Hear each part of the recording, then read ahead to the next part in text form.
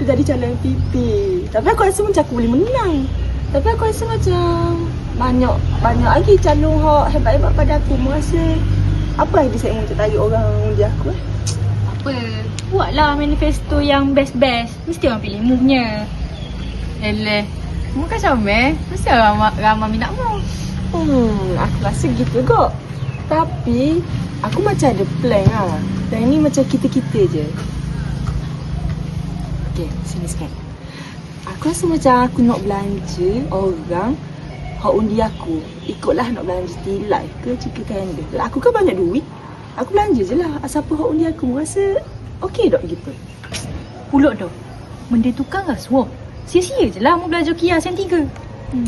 Aduh, Pia. Bukan seumur pun benda ni. Mesti yang orang lain pun buat benda sama. Kalau jadi apa-apa, aku tak tanggung. Nurin, Nazila kenapa tiba-tiba call Nurin hari tu? Ada apa-apa ke? tak, Nazila macam nak tanya khabar je. Ala-ala nak tanya khabar tu nak tanya, ni boleh tak macam cepatkan sikit proof Nazila punya poster tu. Sebab macam lambat sangat lah dia punya proses tu. Oh, pasal MPP sebab kan ramai calon. So tak boleh lah macam tu. Orang lain pun nak jadi MPP juga. Orang lain pun tunggu giliran dia. Tapi kita kan dalam kawan. Alah, macam biasa-biasa lah. Nanti Nazila belanja keput. Tak boleh ni rasuah kecil ni. Tak boleh. Dia ikut prosedur. No means no. Tak apalah. Tak je, Alisa. Lama tak jumpa. Nah, ni rezeki lebih. Nanti mak buatlah makan-makan dengan housemate sendiri. Betul ke? Ya, betul. Free ke? Free. Kenapa kau bagi free? Memang rezeki lebih. Tak apa, buat makan je. Okay? Terima kasih. Sama. Dia makan apa? Dia buat aku, so aku bagilah dia habuan sikit. Sebab dia buat aku. Hai. Mantap. Okay.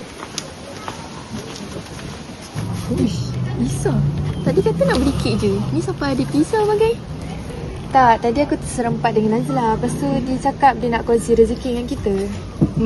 Ya je nak kongsi rezeki. Nak suruh orang dia jadi MPP lah tu. Ni kan musim dia. Lupa nak cakap. Tadi kan time aku tengah study dah. Pasal study ni kan. Tiba-tiba aku nampak Nazila dengan kawan-kawan dia. Tak tahulah siapa kan. Dia macam nak cakap dia nak belanja orang. Suruh undi dia. Tak sangka lah kau pula yang dapatnya. Sama lah macam politik tu. Cuma bezanya ni kan kat dalam kampus. Kau rasa macam mana?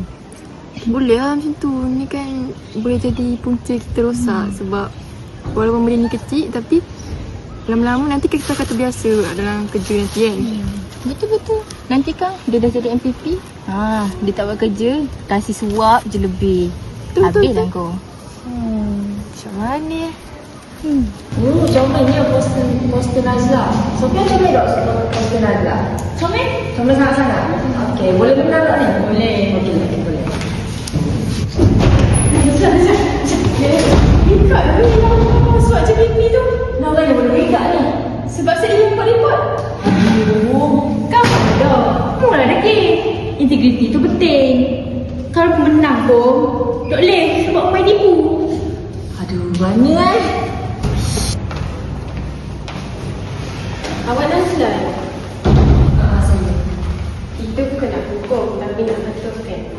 Rasuah ni bukanlah hal yang besar. Tapi kalau awak berubah lah. Dapat saya, awak kena tarik diri daripada pencalonan ni. Maafkan saya, jadi saya akan tarik diri daripada pencalonan MPP ni untuk hukuman atas kesalahan yang saya buat. Okay, saya pun rasa itu yang terbaik. Okey, terima kasih. Siapalah yang aku dah buat ni? Kadang-kadang kita fikir, alah rasuah ni kecil je. Tapi tanpa kita sedar, yang kecil ni lah yang akan merugikan kita. Integriti bukanlah dilihat apabila di khalayak ramai. Tetapi ia dilihat semasa kita membuat keputusan, walaupun keputusan itu berat dan susah. Oleh itu, katakan tidak kepada rasuah demi membina kampus yang berintegriti.